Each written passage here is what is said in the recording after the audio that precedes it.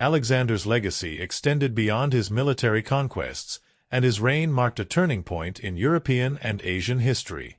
His campaigns greatly increased contacts and trade between East and West, and vast areas to the east were significantly exposed to Greek civilization and influence.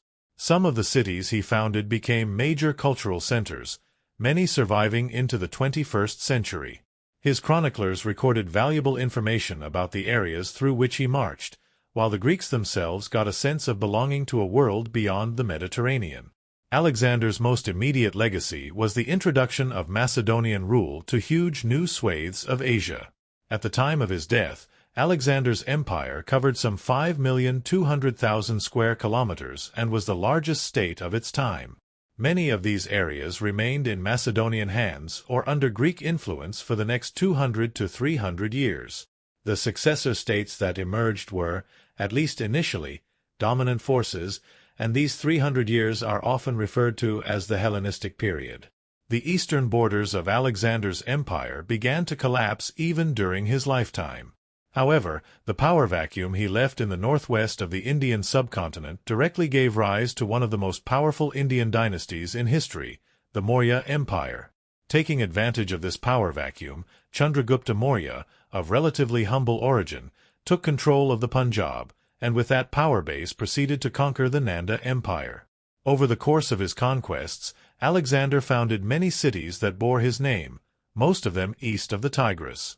The first, and greatest, was Alexandria in Egypt, which would become one of the leading Mediterranean cities.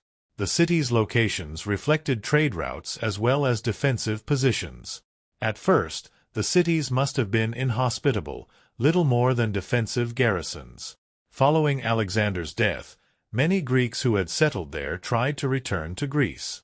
However, a century or so after Alexander's death, many of the Alexandrias were thriving, with elaborate public buildings and substantial populations that included both Greek and local peoples.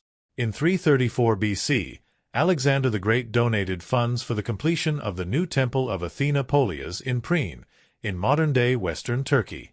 An inscription from the temple, now housed in the British Museum, declares, "King Alexander dedicated this temple to Athena Polias."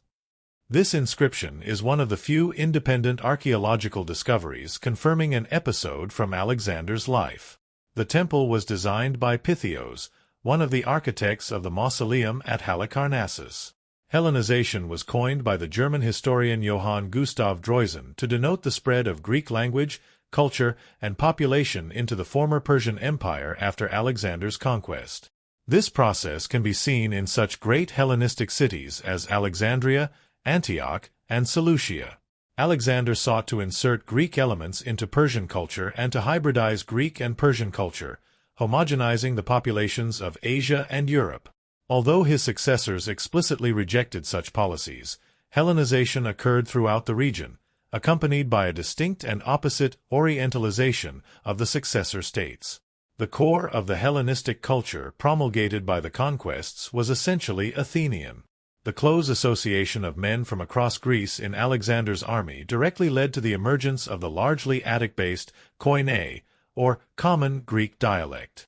Koine spread throughout the Hellenistic world, becoming the lingua franca of Hellenistic lands, and eventually the ancestor of modern Greek. Some of the most pronounced effects of Hellenization can be seen in Afghanistan and India, in the region of the relatively late-rising Greco-Bactrian kingdom and the Indo-Greek kingdom. On the Silk Road trade routes, Hellenistic culture hybridized with Iranian and Buddhist cultures. The cosmopolitan art and mythology of Gandhara of the 3rd century BC to the 5th century AD are most evident of the direct contact between Hellenistic civilization and South Asia, as are the edicts of Ashoka, which directly mention the Greeks within Ashoka's dominion as converting to Buddhism and the reception of Buddhist emissaries by Ashoka's contemporaries in the Hellenistic world. The resulting syncretism known as Greco-Buddhism influenced the development of Buddhism and created a culture of Greco-Buddhist art. These Greco-Buddhist kingdoms sent some of the first Buddhist missionaries to China, Sri Lanka, and Hellenistic Asia and Europe.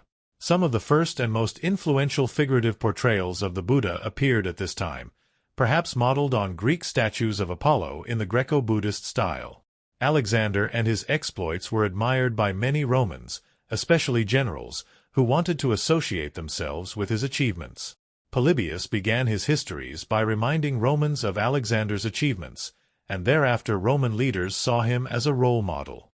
Pompey the Great adopted the epithet Magnus, and even Alexander's anastyle type haircut, and searched the conquered lands of the East for Alexander's 260-year-old cloak, which he then wore as a sign of greatness. Julius Caesar dedicated a Lysipian equestrian bronze statue, but replaced Alexander's head with his own, while Octavian visited Alexander's tomb in Alexandria and temporarily changed his seal from a sphinx to Alexander's profile. The diffusion of Greek culture and language cemented by Alexander's conquests in West Asia and North Africa served as a precondition for the later Roman expansion into these territories and the entire basis for the Byzantine Empire.